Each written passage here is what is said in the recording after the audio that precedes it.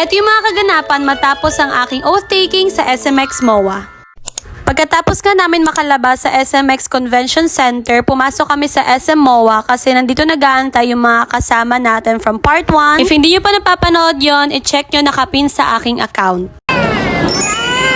First time nila akong makitang naka-gown kasi nga pumunta kami dito nang hindi pa ako nakabihis. Kaya na-amaze sila nung suot ko na yung damit, pati yung bolero, yung accessories and everything. Matagal din silang nag-antay sa amin kasi kanina pa sila naghahanap ng parking. Sobrang daming tao talaga ngayon sa MOA dahil nga sa oath-taking and also after ng oath-taking magse-celebrate, kakain sa labas. At syempre, ganun din yung gagawin natin dahil natapos na nga tayong manumpa, maghahanap na tayo ng ating kakainan dito sa SM MOA. Ang dami namin pinuntahang mga restaurant at also buffets, kaso hindi talaga siya sulit kasi sobrang haba ng pila. Sa buffet naman, onti na lang yung food. Finally, after mag-ikot ng 20 minutes, napunta kami dito sa medyo dulo na part ng MOA. And this restaurant offers a Mexican-inspired food. So, ayun yung ating pagkain for tonight. Meron tayong bulalo, barbecue ribs, chicken and pork, and also some chips and salsa and rice. That's it na. Thank you, Lord, for the food. Finally, makakakain na rin ako at sobrang gutom na rin talaga ako, guys. Ayan, tanggalin na natin yung bolero and everything para magawa natin to ng maayos and enjoy the food.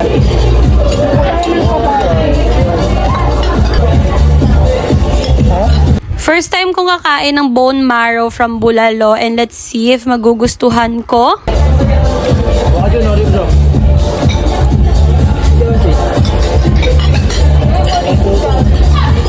Mainit pa siya, hindi ko pa makain yung parang taba niya sa loob. So later na yon.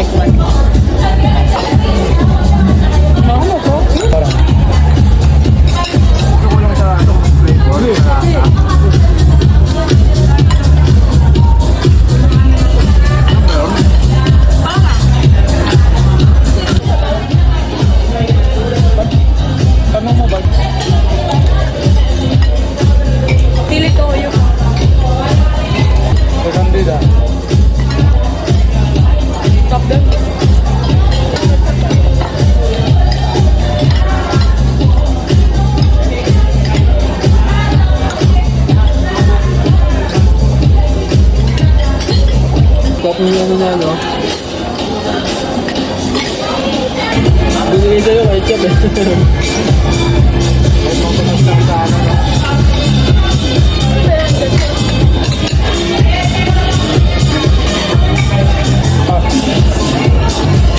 Sorry. Yan na. Tuyon mo mo.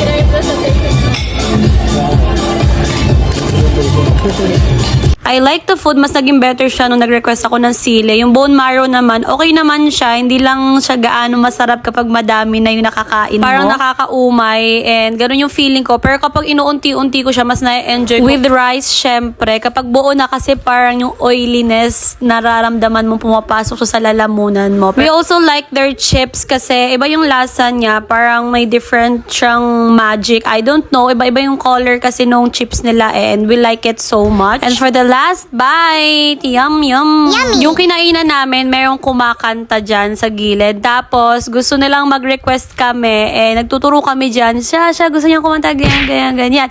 So, ayan, si Junjun ang unang nasabak para kumanta.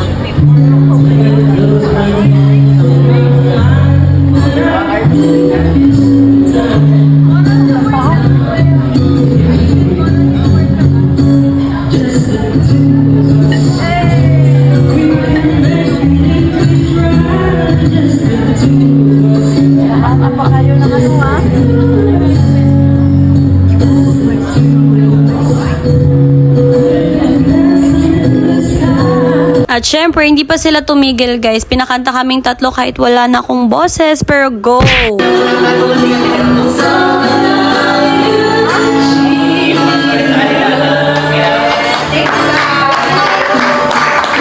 We're done eating and it's time to change kasi parang medyo mahirap na ang ating nararamdaman. Masikip na siya kasi after natin kumain, busog na. It's time to change finally! Outfit change.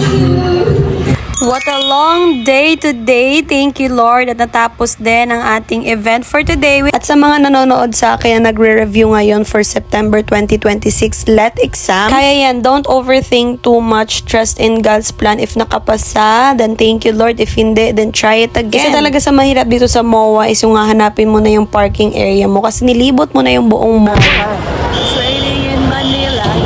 Kata nilalamig. Tired. This is my one sister. The school girl. The school girl. The Soksay major. Siya sunod mag manunumpa. Abangan natin.